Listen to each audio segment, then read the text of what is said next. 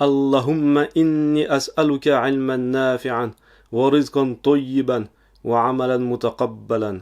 Seigneur, je te demande une science bénéfique, une bonne subsistance et des œuvres acceptées par toi.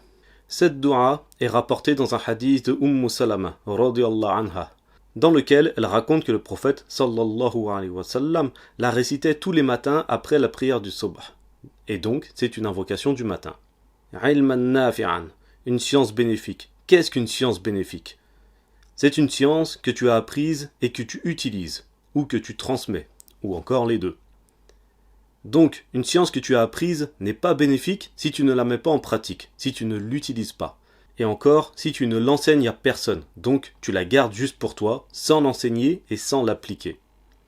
Pour qu'une science soit bénéfique, il lui faut au moins une de ces deux conditions, soit la mise en pratique, soit l'enseignement à quelqu'un d'autre.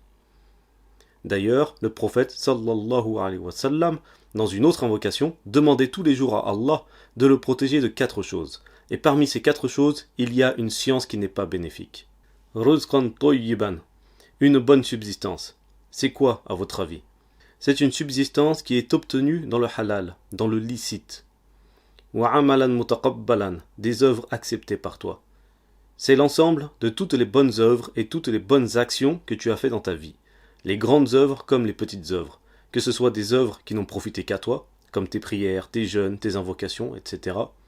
Et les œuvres qui ont aussi profité aux autres, comme tes aumônes, tes bonnes actions envers les autres, etc.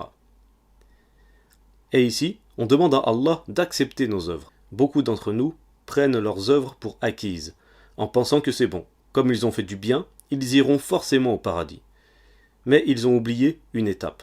Ce n'est pas tout d'avoir fait du bien. Il faut encore qu'Allah accepte toutes ces bonnes œuvres. Et ça, on ne le saura que le jour de la résurrection, quand on sera présenté devant lui. C'est là que l'on saura si nos bonnes œuvres sont acceptées ou non. Donc nous, sur terre, il nous reste à espérer, à invoquer et à prier Allah pour qu'il l'accepte de nous, et à continuer à œuvrer continuellement jusqu'à la mort. سبحانك اللهم وبحمدك أشهد أن لا إله إلا أنت أستغفرك وأتوب إليك